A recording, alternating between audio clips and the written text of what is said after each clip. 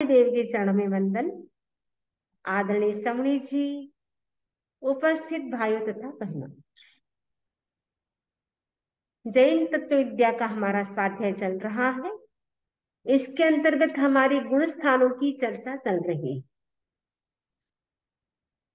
कल हमने चर्चा की थी मिथ्यात्व गुण स्थान की, सास्वादन सम्यक्त्व गुण स्थान की, मिश्र गुण स्थान की और अविरत सम्यक दृष्टि गुण स्थान की। आज हम चर्चा करेंगे उसके आगे के गुण स्थानों की। तो 5वें नंबर का गुण स्थान है देश विरति गुण स्थान। देश यानी थोड़ा, विरति यानी त्याग, जिसमें थोड़ा त्याग किया जाता है उसे देश विरति गुण स्थान कहा जाता है। इस गुण स्थान का नाम संयमा संयमी भी है, यानी थोड़ा संयम थोड़ा असंयम। इस गुण स्थान का नाम विरता विरत भी है, थोड़ा व्रत थोड़ा अव्रत, व्रताव्रती, थोड़ा व्रत थोड़ा अव्रत। चरिता चरित भी है, थोड़ा चरित्र थोड़ा अचरित्र। संयमा संयमी, देश विरति, व्रताव्रती, कई इसके नाम हैं। इस गुण स्थान में अप्रत्याख्याना वर्ण कर्म का जो क्रोध मान माया लोभ, जो अप्रत्याख्याना वर्ण है, जो कसाय क्रोध मान माया लोभ, इनका क्षोभसम हो जाता है। क्षोभसम होने से इस गुण स्थान में त्याग प्रारंभ हो जाता है। जितना जितना त्याग करता है उतना उतना आश्रम का द्वार है क्लोज होता जाता है। जितना त्याग नहीं करता है वो दरवाजा वापस आश्रम का खुल जाता है। तो इस गुण स्थान में त्याग का प्रारंभ हो जाता है। और देश विरति गुण स्थान वाले मनुष्य तिरंज ही होते हैं, देवता और नारकी नहीं होते हैं। क्यों नहीं होते हैं? क्योंकि देवता और नारकी के अप्रत्याख्याना वर्ण कर्म का उदय होता है, उनके क्षोभसम नहीं होता है, इसीलिए वे त्याग नहीं कर सकते हैं। केवल मनुष्य और तिरंज ही त्याग कर सकते हैं। देश विरति गुण स्थान में मनुष्य और तिरंज गति के जीव ही आते हैं, नारकी और देव गति के जीव नहीं आते हैं। तो इस गुण स्थान में जीव क्या करता है? त्याग करता है। त्याग करने से ही श्रावक व्रत आता है। जब तक त्याग नहीं करता है तब तक श्रावक नहीं हो सकता है। श्रावक श्राविका बनने के लिए आवश्यक है त्याग करना लाइफ लॉन्ग के लिए। एक व्रत का यदि लाइफ लॉन्ग त्याग करता है तब वो श्रावक कहलाने का अधिकारी होता है। तो 12 व्रत जो है श्रावक के, तो श्रावक के जो 12 व्रत है वो यदि वो ग्रहण कर लेता है तो 12 व्रती श्रावक कहलाता है। और 12 व्रती श्रावक बनने से क्या होता है? नरक गति के ताले लग जाते हैं, तिरंज गति के ताले लग जाते हैं। निगोद में नहीं जाएगा, नरक गति में नहीं जाएगा, तिरंज गति में नहीं जाएगा, भवनपति व्यंतर ज्योतिष का देह में भी नहीं जाएगा। देश विरति जो श्रावक है वो वैमानिक देव ही बनेगा। तो कितना बड़ा लाभ हो जाता है 12 व्रतों की आराधना करने से। तो यदि आप लोगों में से 12 व्रत अगर आप लोगों ने लिए हैं तो बहुत अच्छी बात है। यदि नहीं लिए हैं तो वो ध्यान दे कि हम भी 12 व्रती श्रावक बने, क्योंकि मनुष्य जीवन में ही कर सकते हैं। तिरंज गति के जीव 12 व्रतों की आराधना नहीं कर सकते हैं, वो 11 व्रतों की ही आराधना कर सकते हैं। उनमें भी सारे तिरंज गति के जीव नहीं करते हैं, उनमें भी किसी किसी के जाति स्मृति ज्ञान होता है, वही 11 व्रतों की आराधना करते हैं। अदरवाइज उन्हें पता भी नहीं होता है त्याग क्या होता है, व्रत क्या होता है। तो मनुष्य जीवन मिला है तो हम कोशिश करें कि 12 व्रतों की हम आराधना करें। उसमें कुछ भी नहीं करना है, उसमें आपको डरने जैसा कुछ भी नहीं है, केवल आपको लिमिट करना है। आप अपने जीवन में कितने मकान रखेंगे, कितने ऑफिस रखेंगे, कितने आभूषण रखेंगे, कितना क्या रखेंगे, बस आपको लिमिट करना है। आपको जितना चाहे उतना रख ले, बाकी आप लिमिट कर ले, क्योंकि दुनिया में कितनी कितनी चीजें हैं जिसको हम जानते नहीं है, हम जब भी कभी भोग करते नहीं है, फिर भी वो हमें क्रिया लगती है, उससे हमारे पाप के बंद होते रहते हैं। यदि हम त्याग कर देते हैं कि हम अपनी लाइफ में 2 मकान से ज्यादा नहीं बनाएंगे या 5 मकान, जितना भी आपको चाहिए, लेकिन बाकी तो आप त्याग में आ गए, फिर बाद में लगे कि इतने हमने रखे हैं लेकिन इतनी हमको जरूरत नहीं है, और कम कर सकते हैं। तो कोशिश करना है कि हम 12 व्रतों की आराधना कैसे करें, क्योंकि दुनिया में कितनी सारी चीजें हैं, निरंतर कितनी कितनी हिंसा हो रही है, कितने आइटम्स है, कितनी चीजें हैं, उनको हम जानते भी नहीं है, उनको हमने कभी देखा भी नहीं है, फिर भी हमें पाप लगता है, क्योंकि हमारा कनेक्शन है, अव्रत का कनेक्शन है। यदि हम त्याग कर लेते हैं तो वो कनेक्शन टूट जाता है। जैसे आपके घर में बिजली होती है, यदि कनेक्शन आपने लिया है तो आपको बिल आएगा, यदि कनेक्शन नहीं है आपको बिल नहीं आएगा।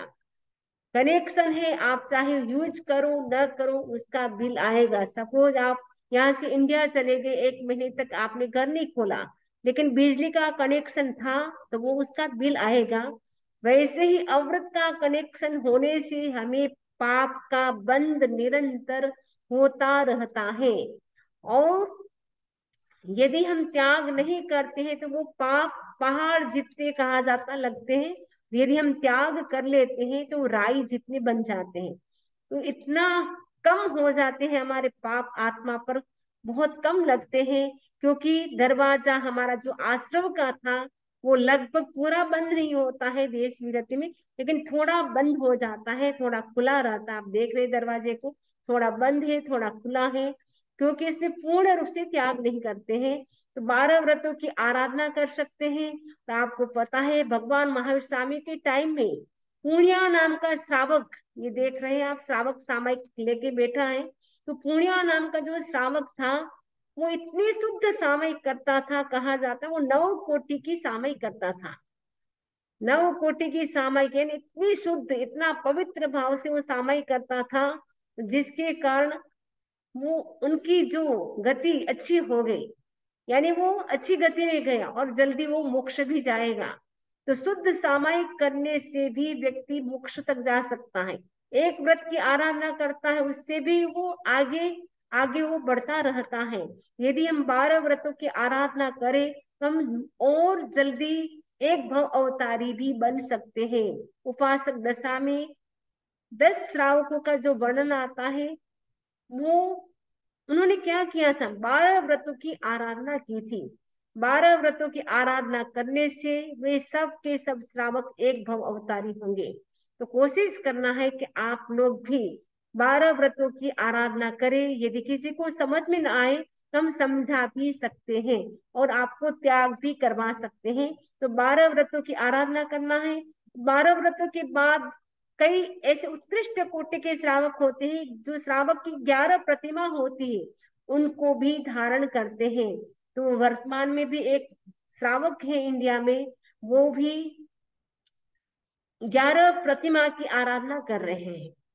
वो मतलब बहुत कम है, एक भाई है हमारे नॉलेज में, और भी हो सकते पता नहीं। पहले के जमाने में कई श्रावक 11 प्रतिमा करते थे। जैसे आनंद आदि श्रावक, उन्होंने क्या किया, 12 व्रतों की आराधना की और लास्ट में उन्होंने 11 प्रतिमाओं की भी आराधना की। तो 11 प्रतिमाओं की भी आराधना कर सकते हैं। उत्कृष्ट कोटि की वो साधना होती है, वो साधु जैसे ही साधना हो जाती है, रहते घर में है, उनका सारा कनेक्शन घर से होता है, सारा रिलेशन भी होता है, लेकिन इतनी उत्कृष्ट कोटि की आराधना होती है, उसमें कोई भी उपसर्ग आए तो भी वो सहन करते हैं। उत्कृष्ट कोटि की आराधना होने से श्रावकों को भी अवधि ज्ञान हो गया, आनंद श्रावक को भी अवधि ज्ञान हो गया, क्योंकि उतनी उत्कृष्ट कोटि की आराधना की थी और एक भव अवतारी हो गए। तो देश विरति गुणस्थान में हमें क्या करना है, ज्यादा से ज्यादा त्याग करना है। खाते पीते हम कितना त्याग कर सकते हैं, 24 आवर्स है, उसमें हमें खाने के लिए मात्र 3-4 घंटा बहुत है। 4 घंटा आप खुला रख सकते हैं, 20 घंटे का आप त्याग कर सकते हैं। कहा जाता है कि 20 घंटा यदि हम रोज का त्याग कर ले एवरी डे, तो हमें वर्षी तप जितना लाभ मिलता है। वर्षी तप तो हर कोई नहीं कर सकता है, लेकिन 20 घंटे का त्याग यदि हम जागरूक रहे, खाया इधर इधर त्याग कर लिया, फिर वापस आपको 1 घंटे का त्याग किया, वापस पानी पीना है, दवाई लेना है, जो भी करना है वो ले ले, फिर वापस त्याग कर ले, फिर वापस जो आपको चाहिए वो ले ले, वापस त्याग कर ले। तो खाते पीते कितना आप त्याग कर सकते हैं। तो हम जागरूक रहे तो 24 आवर्स में से 20 घंटा हम त्याग कर सकते हैं। 4 घंटा खाना पीना, इससे ज्यादा कोई भी नहीं खा सकता है, उतना भी नहीं चाहिए। फिर भी 4 घंटा खुला रख करके 20 घंटे का त्याग कर सकते हैं। रात्रि के समय का पूरा सनसेट के बाद नौकाशी तक का कितना त्याग हो जाता है। दिन में यदि 5 घंटा 6 घंटा त्याग करे और रात्रि का 14 घंटा, टोटल 20 घंटे का त्याग आराम से हो सकता है। तो कोशिश करना है कि हम कितना त्याग कर सकते हैं। जितना हम त्याग करते जाएंगे उतना उतना पाप का बंधन कम होता जाएगा। और मनुष्य भाव में ही हम ये काम कर सकते हैं। बाकी भाव में तो, नरक गति में तो पाप भोगने के लिए जीव जाता है, और देव गति में जीव पुण्य को भोगने के लिए जाता है। एक मनुष्य गति ही एक ऐसी है जिसमें हम नया अर्जन कर सकते हैं, अपने लिए कुछ कर सकते हैं केवल मनुष्य गति में, बाकी कोई गति में नहीं कर सकते हैं। तो देश विरति गुण स्थान में हमें त्याग करना है, ज्यादा से ज्यादा त्याग करें। 14 नियम का भी आप प्रतिदिन त्याग कर सकते हैं। 12 व्रती श्रावक बन गए, उसके बाद प्रतिदिन और लिमिट कर सकते हैं कि दिन में हमको ज्यादा जरूरत नहीं है तो हम इतनी आइटम से ज्यादा नहीं खाएंगे, हम इतनी ड्रेस से ज्यादा नहीं पहनेंगे, इतनी साड़ी नहीं पहनेंगे। साड़ी नहीं पहनते आजकल, तो ड्रेस पहनते हैं, तो जो 2 ड्रेस 4 ड्रेस जितनी भी रखनी है, 2 बार से ज्यादा नहीं खाएंगे, 3 बार से नाश्ता ज्यादा नहीं करेंगे। जितना आपको रखना उतना खुला रख ले, बाकी सब त्याग करते जाए। तो जितना जितना हम त्याग करते जाएंगे उतना उतना हम गुण स्थानों में आगे बढ़ते जाएंगे। इसमें जीव पूर्ण रूप से त्याग नहीं करता है, थोड़े रूप में त्याग करता है, इसीलिए इस गुण स्थान का नाम है देश विरति गुण स्थान। तो छठा गुण स्थान है प्रमथ संयत गुण स्थान। प्रमथ यानी प्रमादी, संयत यानी साधु। जो प्रमादी साधु के गुण स्थान को प्रमथ संयत गुण स्थान कहा जाता है। इस गुण स्थान में जीव क्या करता है, संपूर्ण सावध्य योग का त्याग करता है। सावध्य योग यानी 18 पाप, प्राणातिपात, मृषावाद, अदत्तादान, मैथुन, परिग्रह, क्रोध, मान, माया, लोभ, राग, द्वेष, कलह, अभ्याख्यान, पैशून्य, पर परिवाद, रति, अरति, माया, मृषा, मिथ्या दर्शन, शल्य, इन 18 पापों का सेवन करने का वो त्याग कर लेता है। तो जो 5 आश्रम है, मिथ्यात्व, अव्रत, प्रमाद, कसाय और योग, तो उनमें से अव्रत आश्रम का तो संपूर्ण त्याग हो जाता है, और मिथ्यात्व भी चला जाता है, लेकिन अभी तक उनके क्या रहता है, प्रमाद, प्रमाद रहता है, कसाय भी रहता है, अशुभ योग भी रहता है, क्योंकि ये छद्मस्त का गुणस्थान है, प्रमादी साधु का गुणस्थान है। इसमें क्या होता है, प्रत्याख्यान वर्ण कर्म जो होता है उसके जो 4 कसाय है, क्रोध, मान, माया, लोभ। प्रत्याख्यान वर्ण कर्म का जो क्रोध, मान, माया, लोभ कसाय है, इन चारों का क्षोभसम हो जाता है। तो इसीलिए इस गुण स्थान में जीव संपूर्ण रूप से त्याग कर सकता है, संपूर्ण त्याग कर सकता है। इसमें अव्रत बिल्कुल ही नहीं रहता है। इसमें जो दरवाजा था वो पूर्ण रूप से बंद हो जाता है।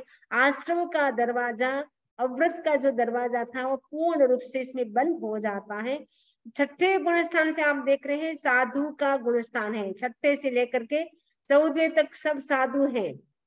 उससे पहले पहले पहले में मिथ्यात्व जीव होता है, दूसरे में शास्त्रादन वाले होते हैं, तीसरे में मिश्र वाले होते हैं, चौथे में अविरति सम्यक दृष्टि, 5वें में श्रावण। छठे से आप देख रहे, छठा नंबर भी लिखा है साधु साधु साधु, आगे कोई श्रावक नहीं, कोई श्राविका नहीं। तो इस गुण स्थान में प्रत्याख्यान वर्ण कर्म का क्षोभसम होने से जीव संपूर्ण रूप से सावध्य योग सेवन करने का त्याग करता है।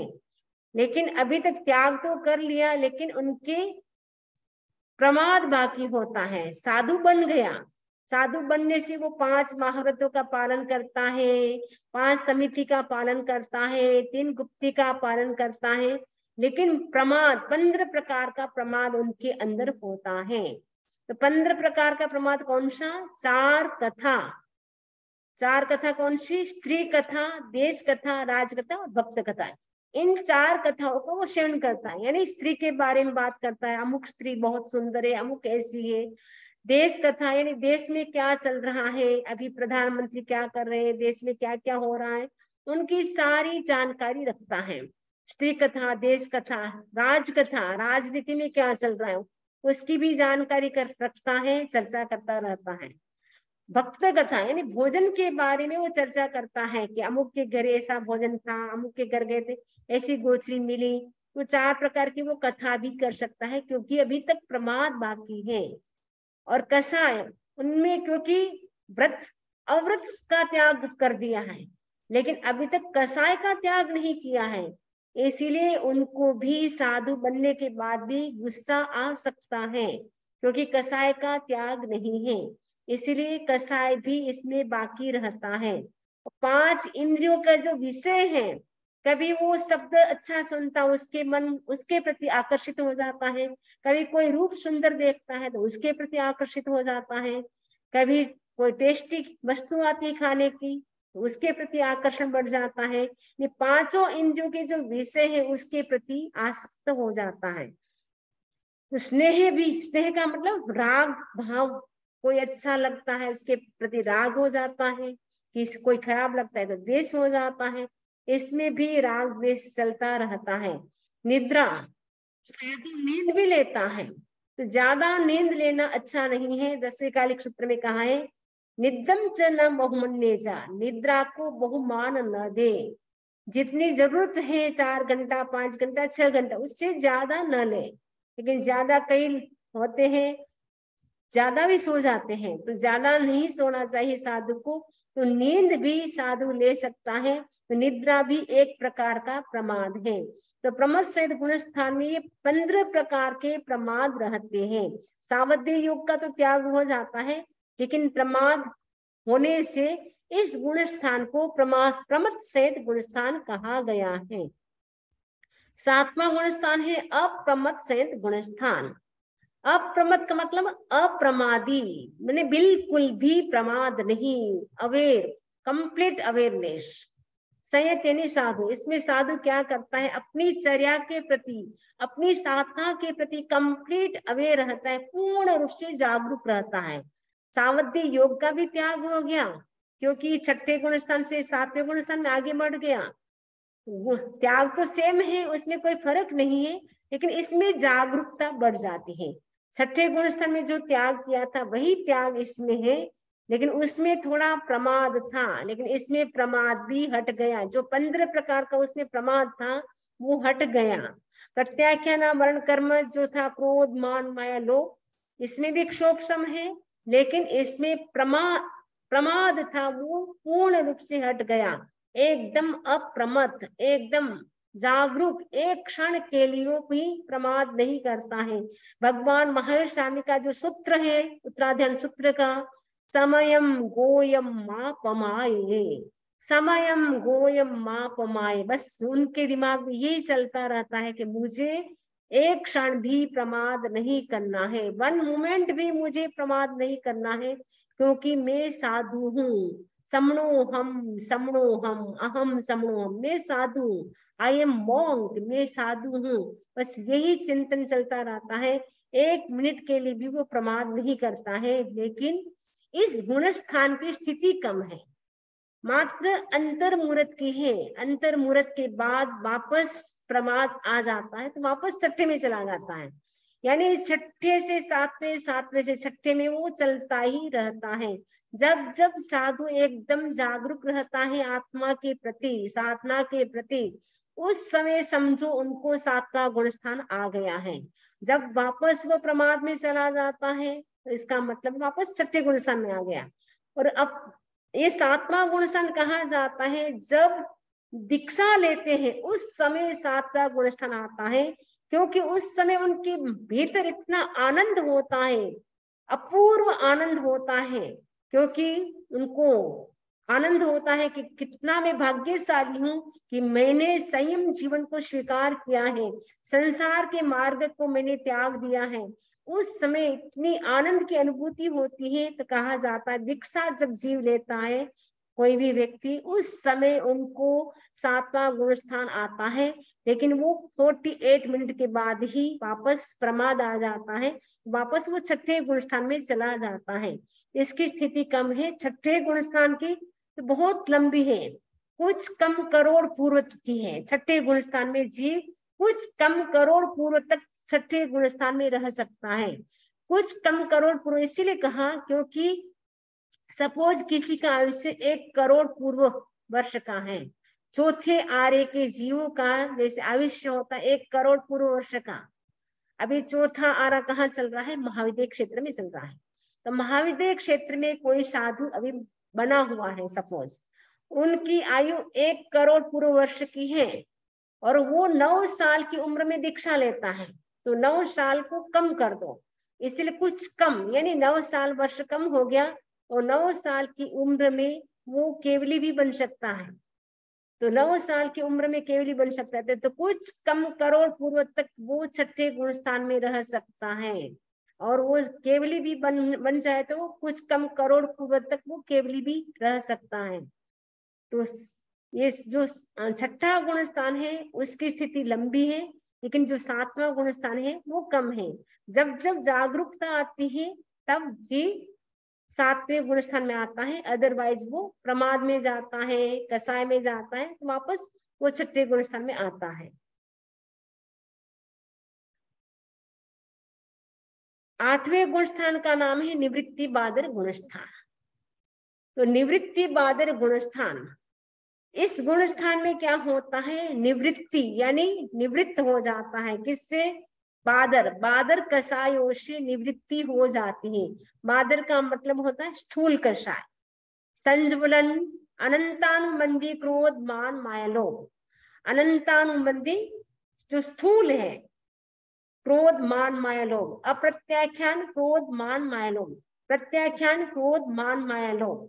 ये जो 12 कसाय हैं, और सम्यक्त मोहनीय, मिथ्यात्व मोहनीय और मिश्र मोहनीय, इनका भी यहाँ पे समाप्त हो जाता है। यानी 12 कसाय, अनंतानुबंधी, क्रोध, मान, माया, लोभ, अप्रत्याख्यान और प्रत्याख्यान 12, और सम्यक्त मोहनीय, मिथ्यात्व मोहनीय और मिश्र मोहनीय, ऐसे करके 15 जो कसाय थी उनका क्या हो जाता है? यहाँ पे वो क्या कर देता है? वो समाप्त कर देता है, क्योंकि 8वें गुण स्थान में वो क्या करना शुरू करता है? कर्मों से युद्ध करना शुरू कर देता है।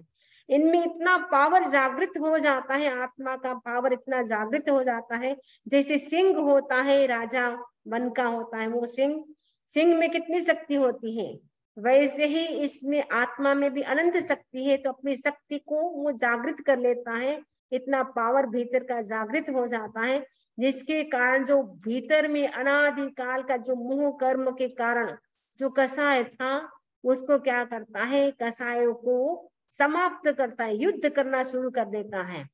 अपूर्व करण, जिससे उसके भीतर अपूर्व आनंद की अनुभूति होती है।